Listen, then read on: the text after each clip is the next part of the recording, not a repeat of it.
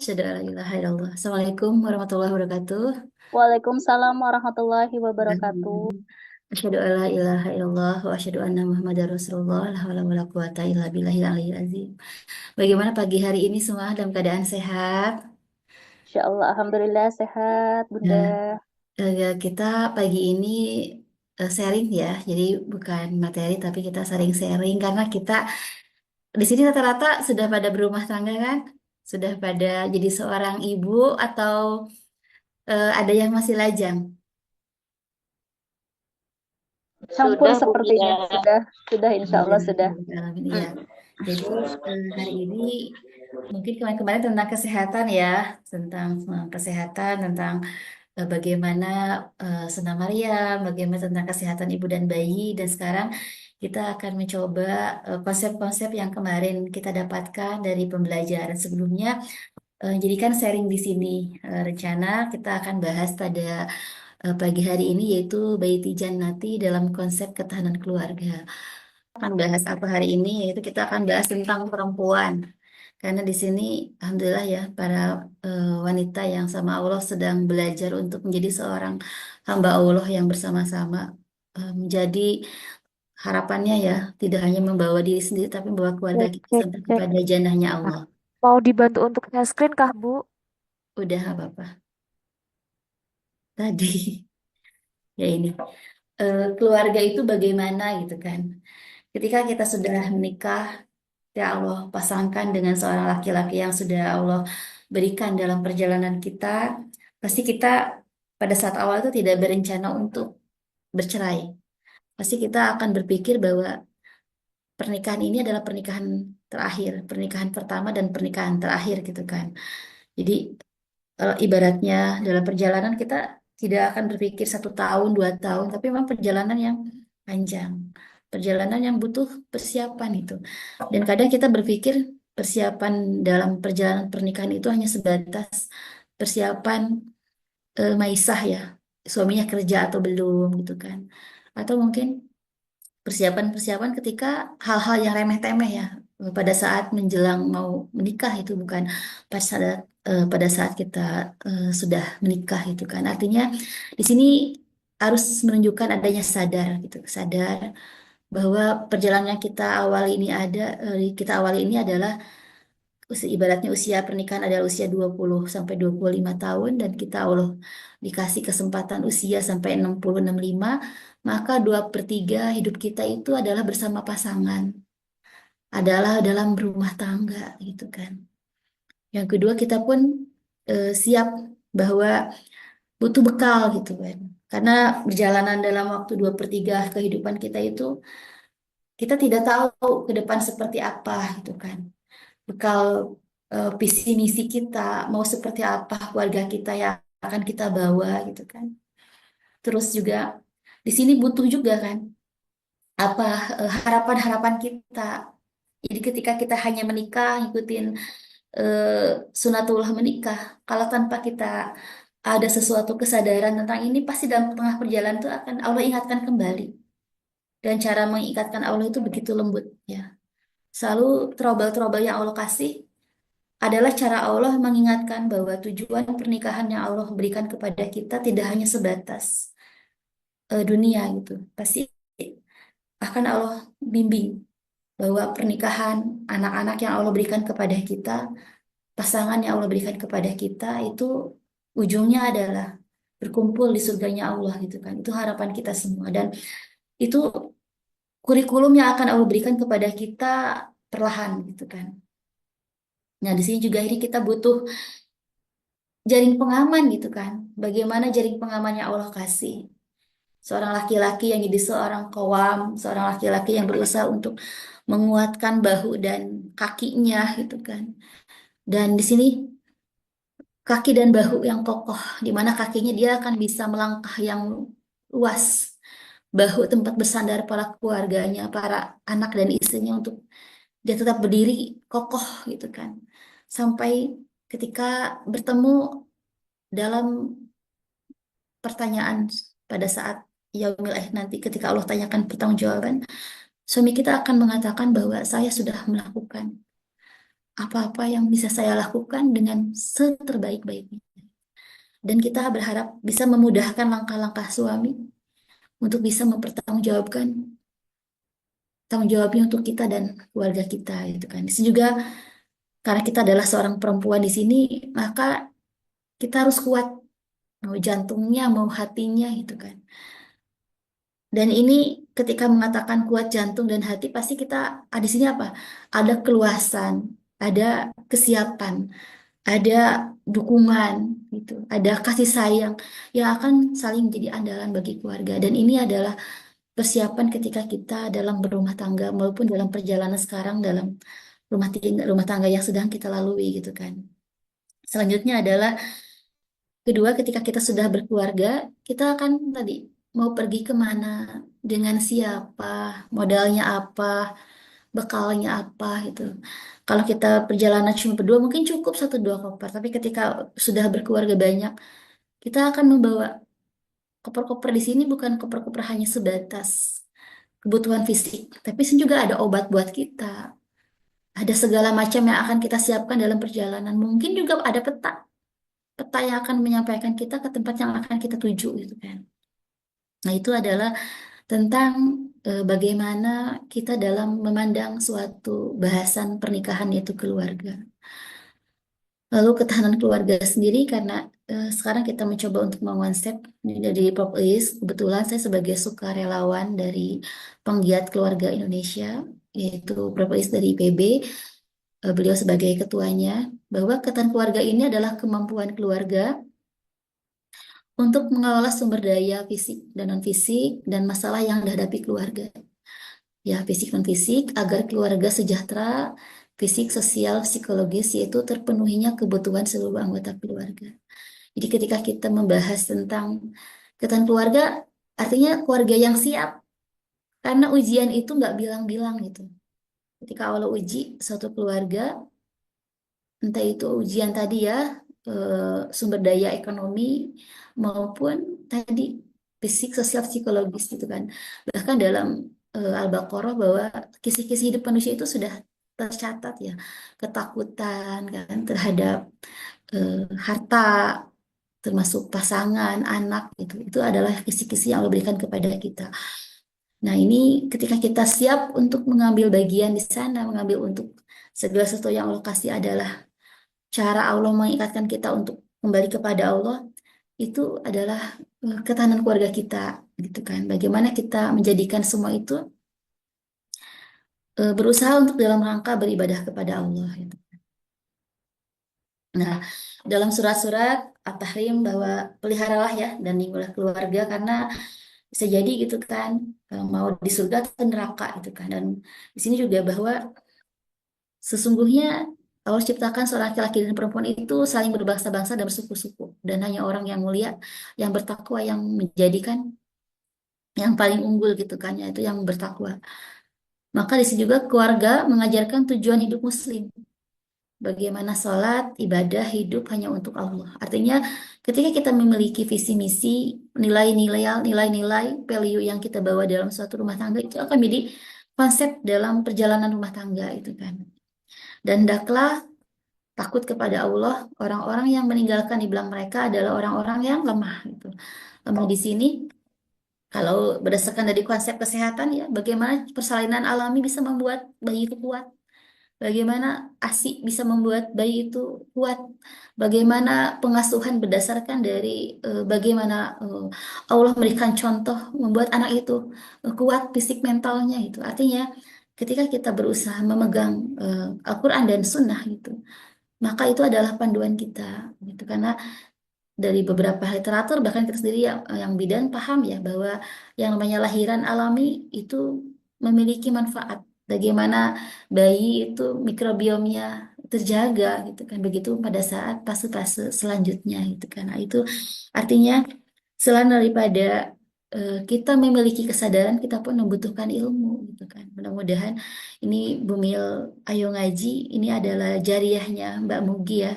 Masya Allah, moga jadi berkah Mbak kehidupannya karena ini keberapa ya udah tiap tahun gitu Allah izinkan Mbak Mugi tetap mengadakan Bumil Ayo Ngaji gitu ya Barokallah Mbak. Oke. Nah, ibaratnya keluarga itu seperti apa? Ibaratnya keluarga itu ibaratnya rumah. Jadi rumah yang kokoh, rumah yang kuat, rumah di mana di dalam depannya itu adalah perjalanan individu ya untuk jadi dari bayi sampai dewasa sampai ketika dia bermanfaat, dia akan berkembang panjang rumahnya. Kalau untuk sejahtera ya ke atas gitu. Artinya pasti kita membayangkan bagaimana rumah tangga kita. Bukan kita lihat rumah kita, tapi itu adalah ibarat gambaran bahwa rumah tangga kita itu ibarat sebuah rumah.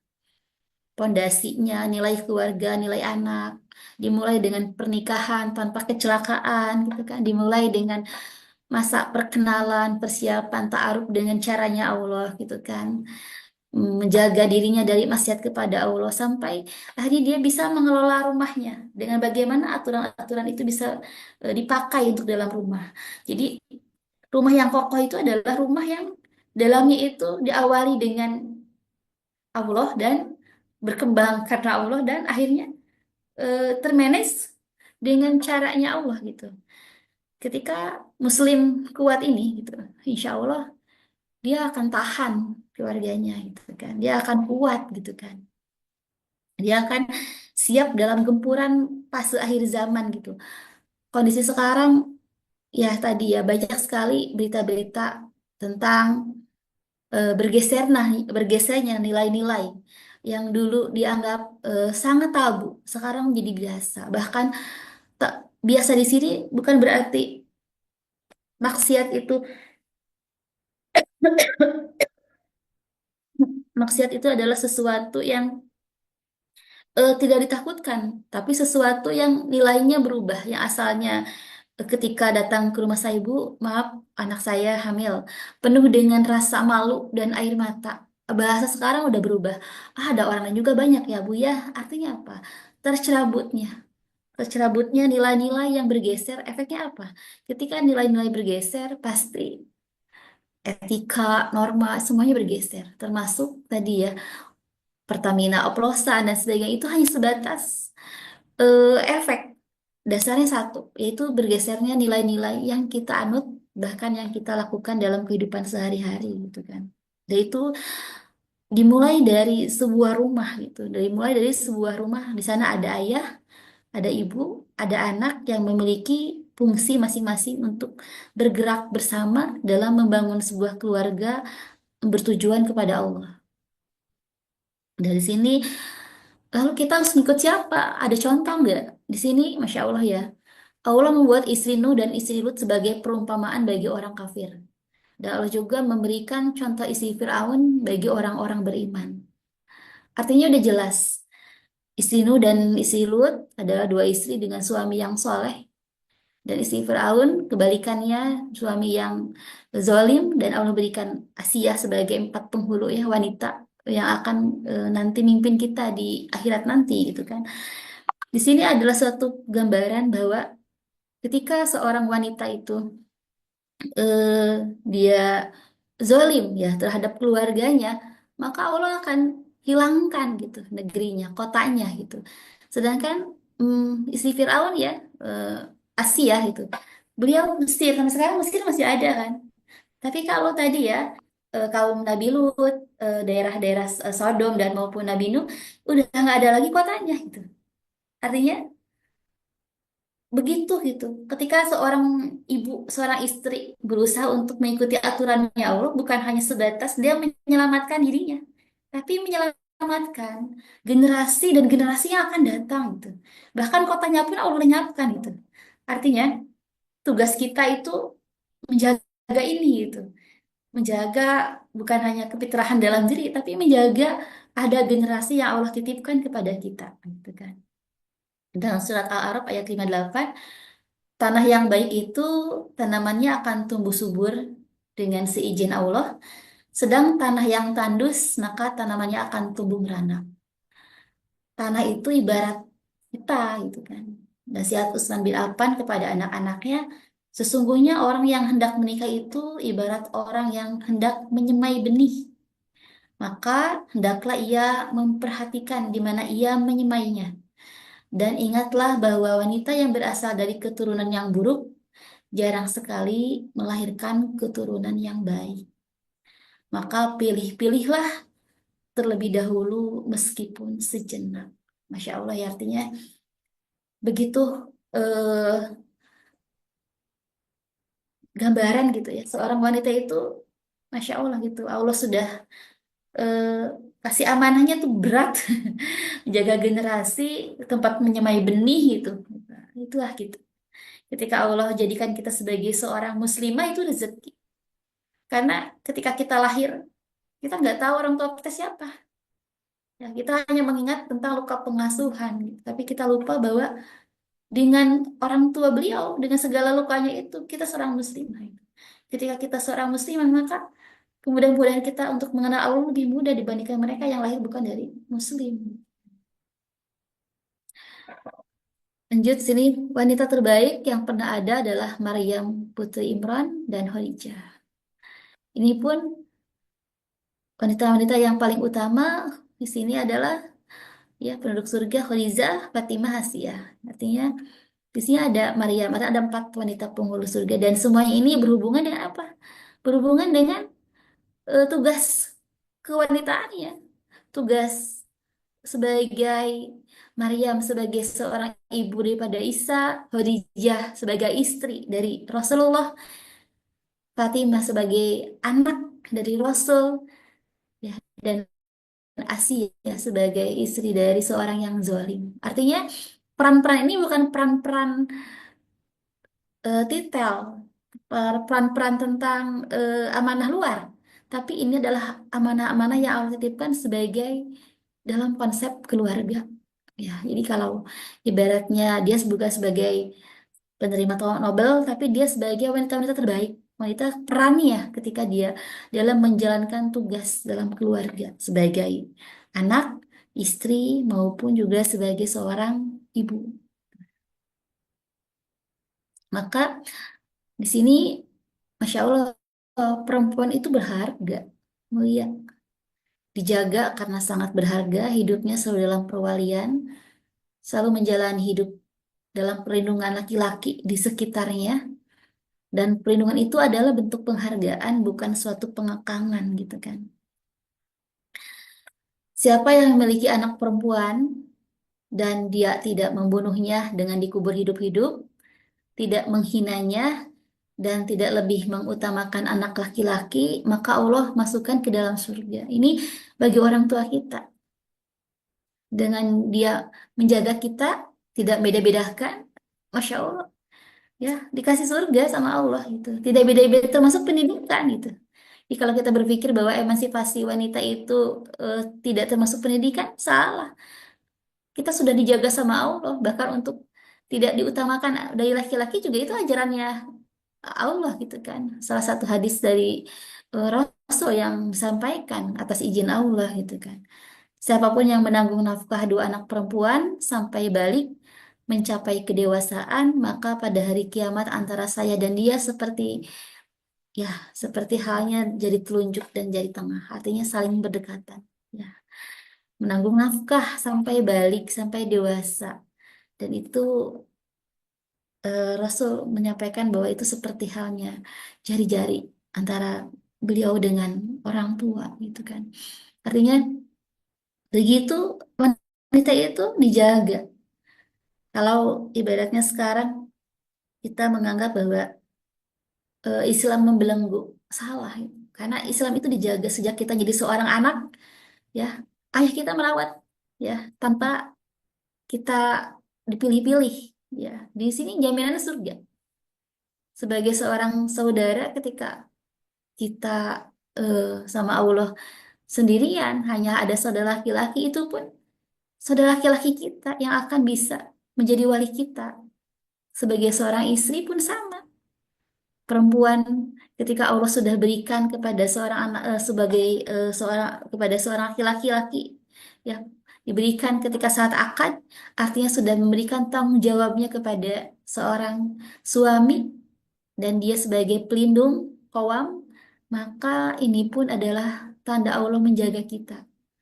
Dan sebagai ibu, bakti anak terhadap laki-laki ya, anak laki-laki kepada ibunya itu tidak terputus gitu.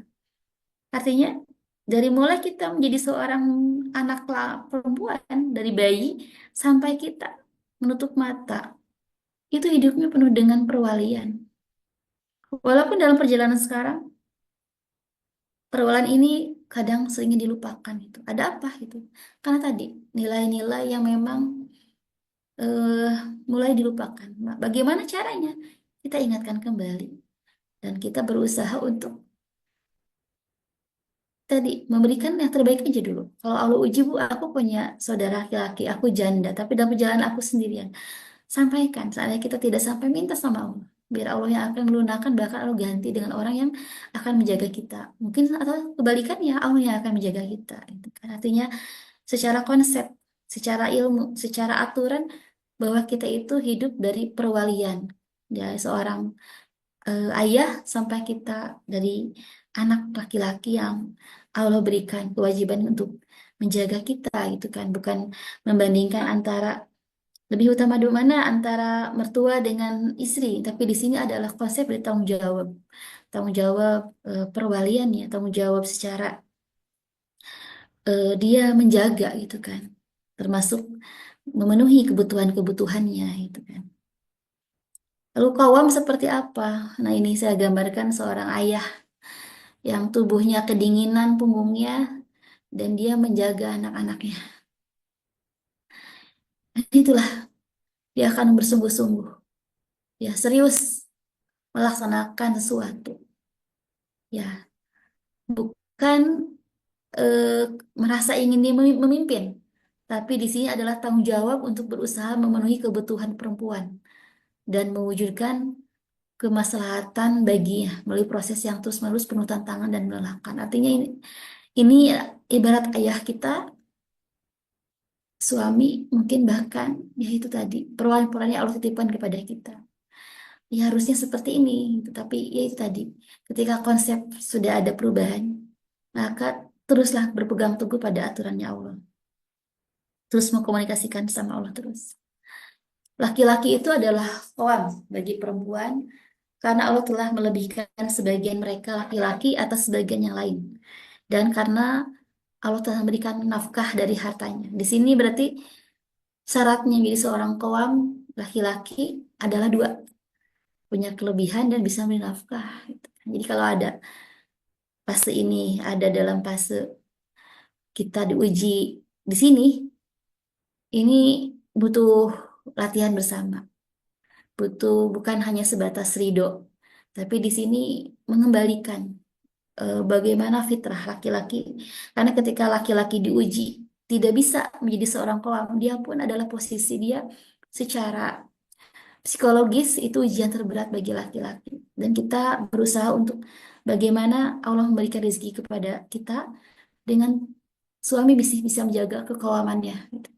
Masih punya kelebihan dan bisa memberikan nafkah. Bahkan harapannya nafkah-nafkah yang Allah berikan kepada kita adalah nafkah-nafkah yang dititipkan kepada suami. Gitu. Dan ini satu ya terus minta sama Allah gitu pasti ini karena memang untuk arah sini ujian sekarang berat para laki-laki ujian untuk mendapatkan maisha itu lebih susah dibandingkan perempuan itu kan karena memang tadi ya bergesernya nilai sehingga pabrik-pabrik lebih banyak menerima perempuan gitu padahal bergeser nilai itu akan berubah semua tatanan itu kan termasuk juga ini kekauman seorang laki-laki kan kepada seorang perempuan bahkan keluarganya. Oleh karena itu, dengan tadi ya, entah hadis maupun dari ayat Al-Quran bahwa perempuan itu terjaga, terpelihara, dirancang hidupnya untuk dalam perwalian, senantiasa ada yang menjaga dan memelihara, dan semua itu tempatnya di dalam keluarga. Jadi harus bagaimana gitu. Ini kan setiap orang pasti memiliki cerita eh, kurikulum hidup masing-masing ya. Ini masing-masing berbeda. Tapi ketika kita mencoba untuk mengikuti maksud Allah, kita akan berusaha mendekat kepada aturannya Allah. Nanti ada jalan di mana kita akan menemukan pulang lagi ke rumah gitu.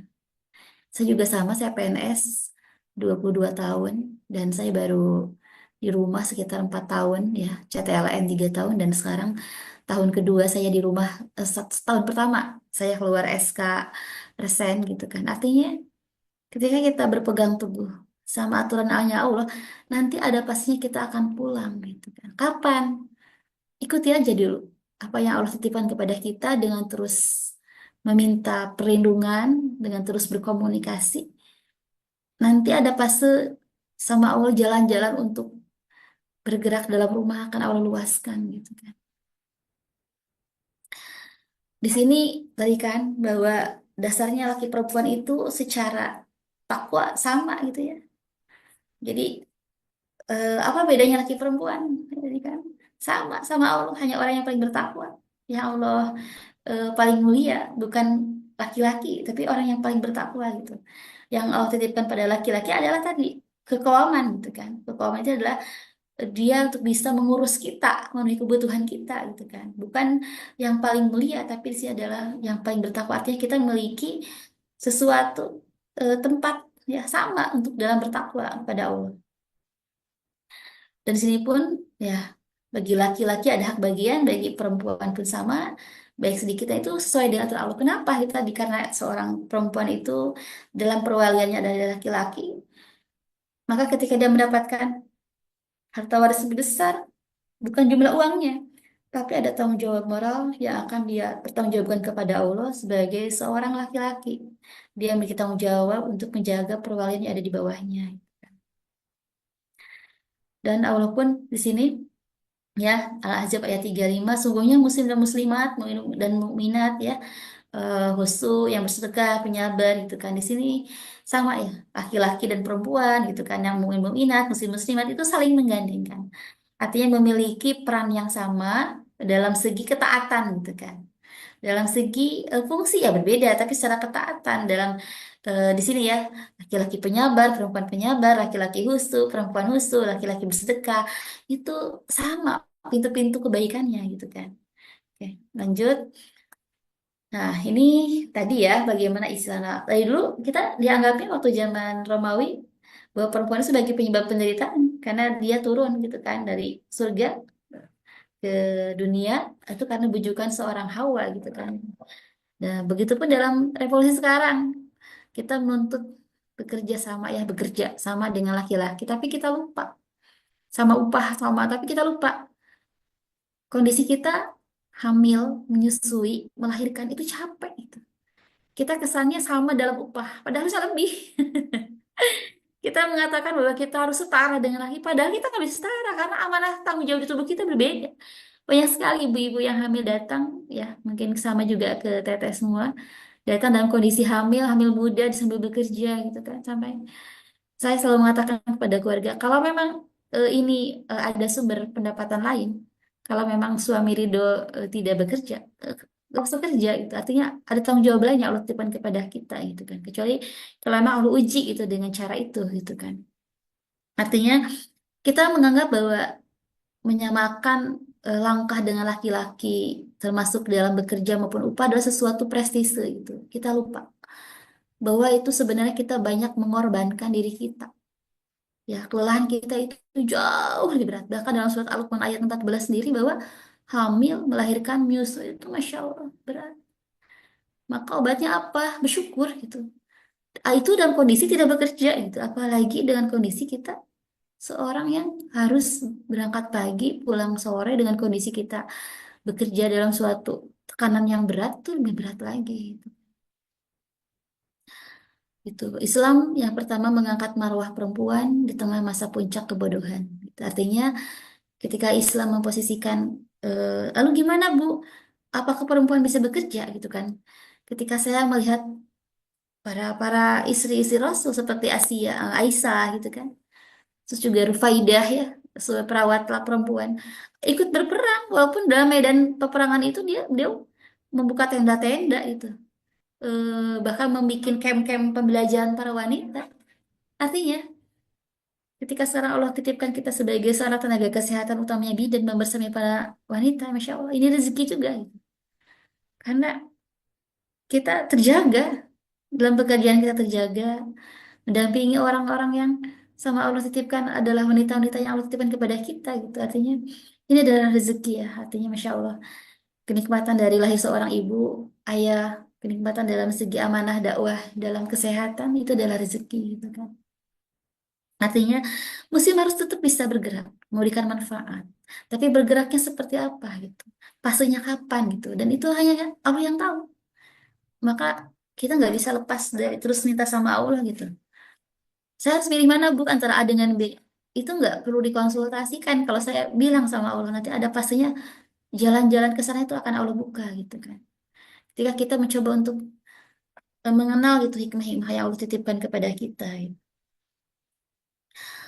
Perempuan Prancis nih ya tahun 2010 ya itu tadi harus bisa semua gitu termasuk juga pandai masak, membesarkan anak, berpenampilan sempurna sehingga di sini ternyata hasil penelitian mereka menggunakan anti obat depresi besar. Kita nggak bisa melakukan semua. Kita nggak bisa melakukan pekerjaan keluar rumah dengan segala urusan tadi, dengan tetap harus melakukan semua ini gitu kan. Nah, itu sesuatu yang berat bagi kita itu kan.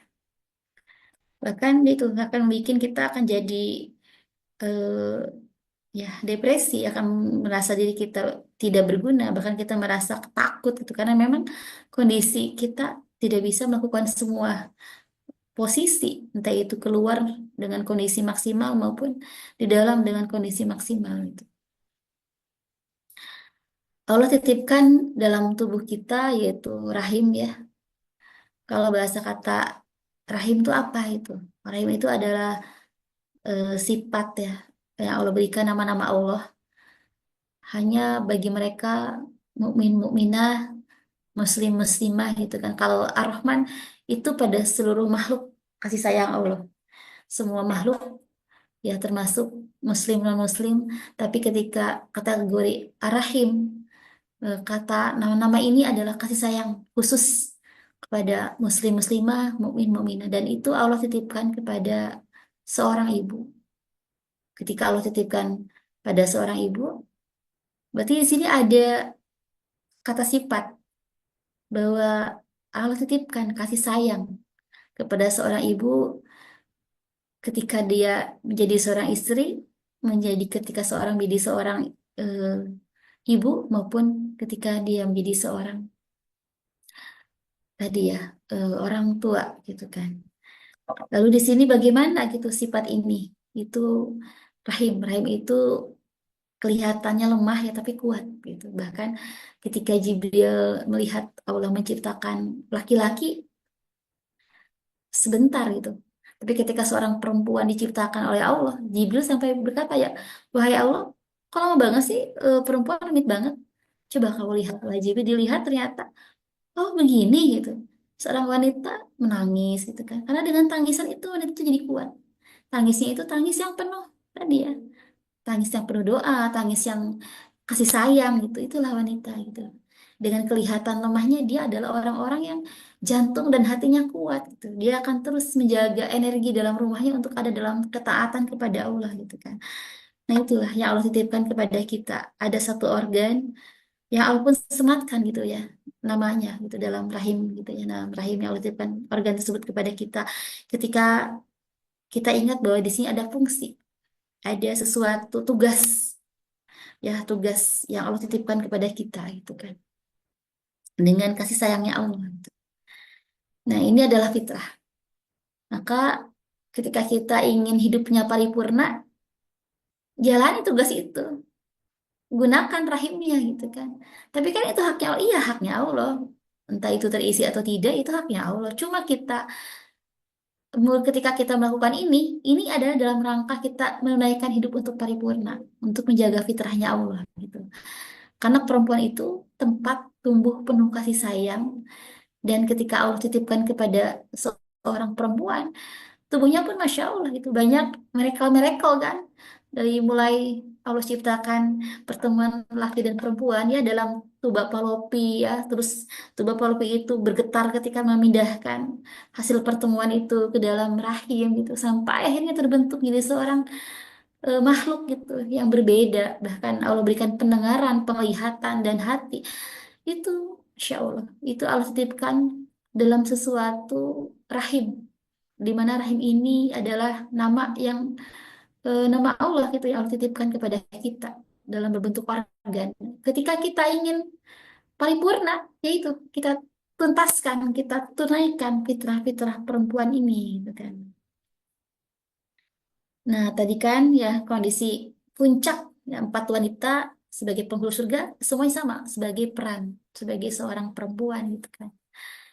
Nah, ini adalah kenikmatan ketika kita doa ya mungkin ya Allah jadikan suami dan anak sebagai qurrata ayun gitu. Seorang ibu itu akan bahagia ketika suami dan anaknya itu hidupnya itu rapih ya, rapih dunia maupun akhiratnya. Begitupun akan bersedih hati ketika melihat qurrata ayunnya itu juga sama gitu. Jauh dari harapan artinya peran ini sesuatu yang membuat kita merasa oh ini peran yang Allah titipkan kepada kita. Bentuk terbaik, fisik, perasaan, pikiran, potensi diri.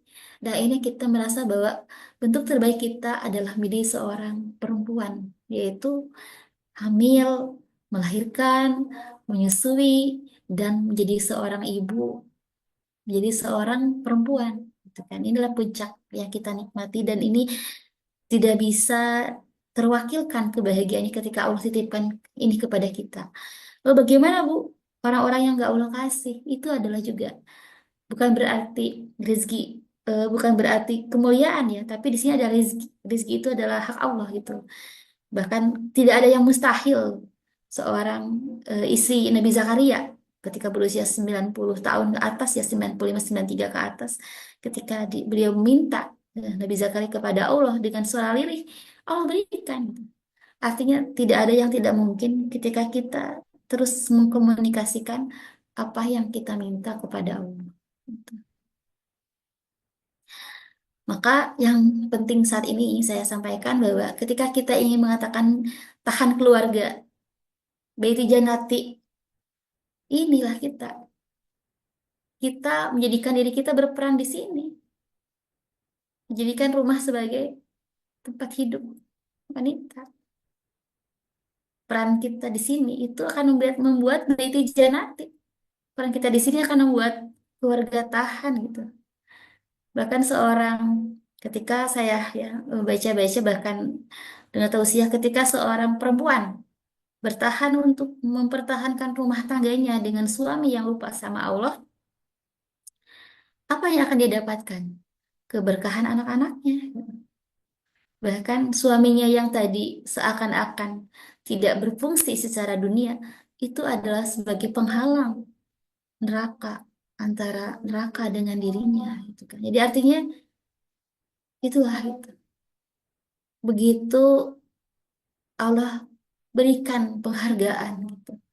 Dengan kondisi kita kesannya lemah tapi Allah muliakan. Kesannya eh, terkungkung padahal Allah jaga. Nah, di sini maka konsep diri seorang muslim makhluk paling mulia ya, sumber self kita adalah kita mengaku bahwa kita adalah hambanya Allah dan Allah sebagai tujuan. Dipercayakan tugas besar tadi kan ya, kita memiliki organ yang tidak dimiliki bahkan banyak sekali gender ya yang apa operasi ya namanya tuh namanya apa saya lupa lintas ya dia maaf memiliki payudara memiliki bentuk yang menyerupai luarnya tapi secara fungsi mereka nggak berfungsi hanya sebagai seksualitas saja gitu secara eh, payudara berbentuk tapi tidak bisa difungsikan untuk bisa mengeluarkan ASI karena Allah nggak berikan itu ketika berbentuknya organ perempuan bagian luar tapi Allah nggak berfungsikan untuk bagian reproduksi gitu ketika dia fisiknya luarnya adalah sebagai seorang perempuan tapi Allah tidak bikin rahim maka kita harus tahu bahwa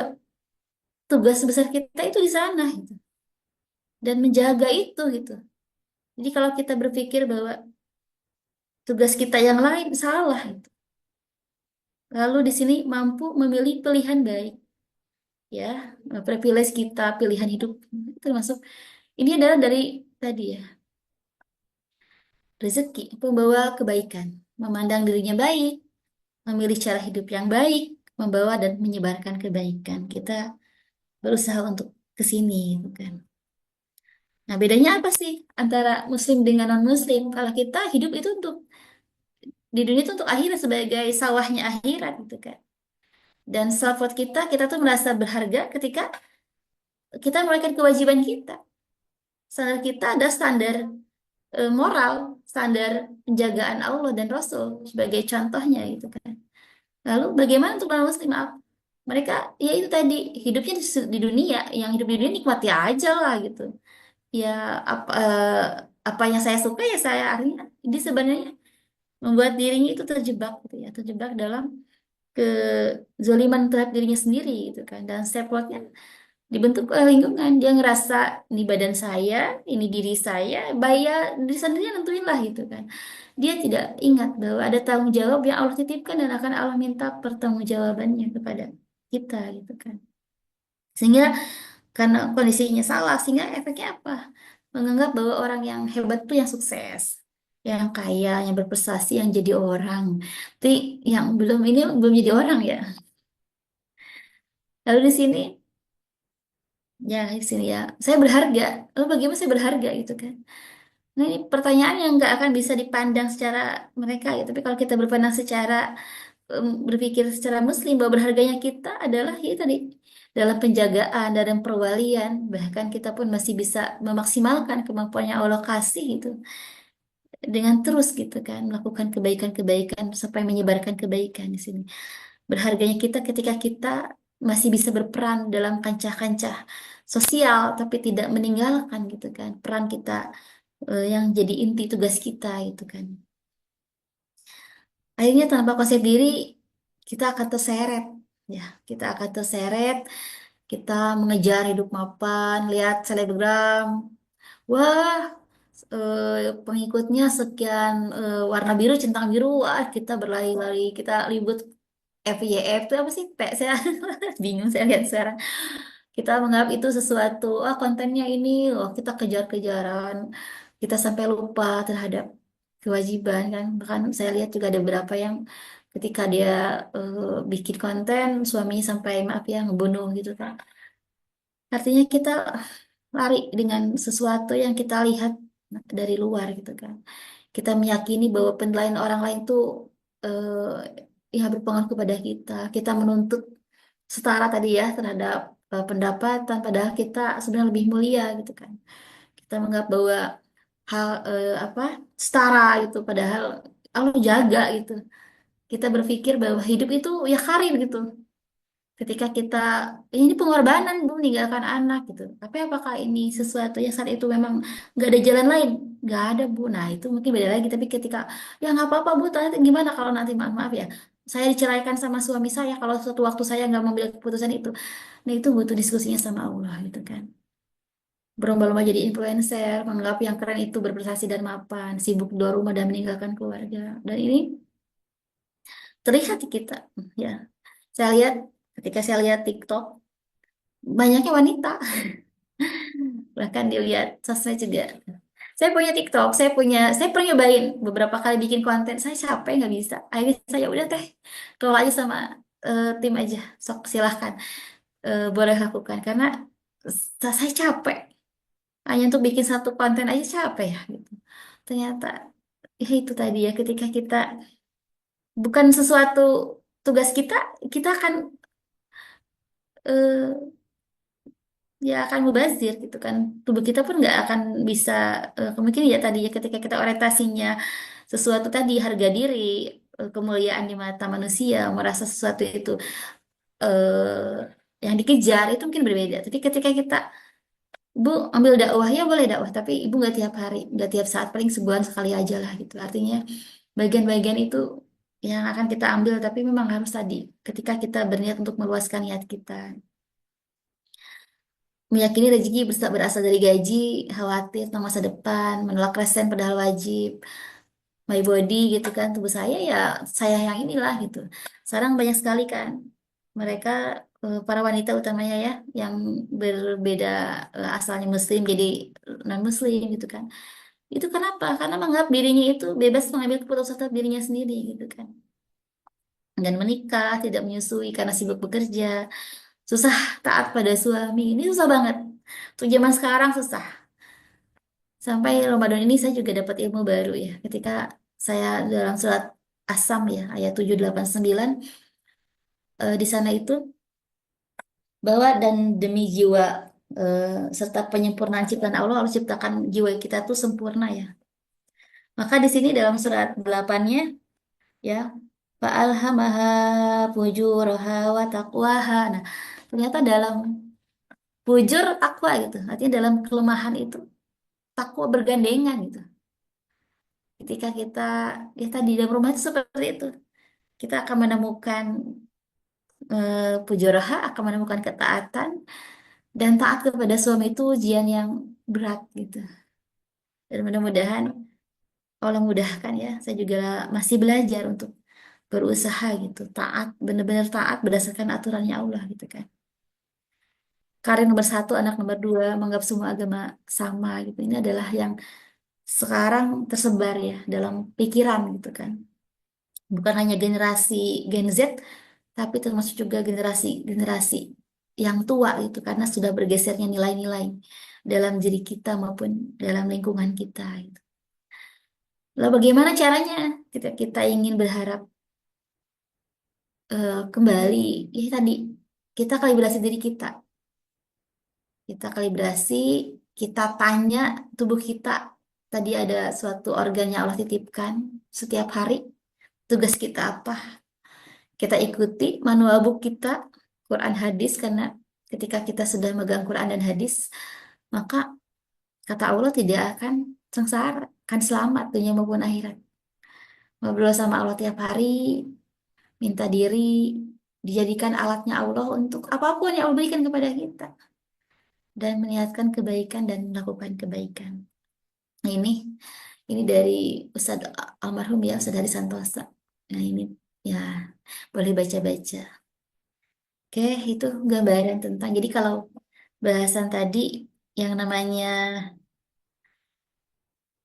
Beti Janati, ya dimulai dari ruhnya adalah para perempuan gitu. Ketika Allah ingin menjadikan generasi itu generasi yang gemilang, ya itu dimulai dari seorang penyu itu. Tempat benih itu tertanam di mana? Tanahnya itu gitu. Itu gambaran untuk hari ini. Semoga Allah ridho ya dengan sharing kita pagi ini. Monggo jika kita mau saling sharing, mau saling ngobrol, mau saling curhat, boleh. Masya Allah, tabarakallah, Bunda, luar biasa.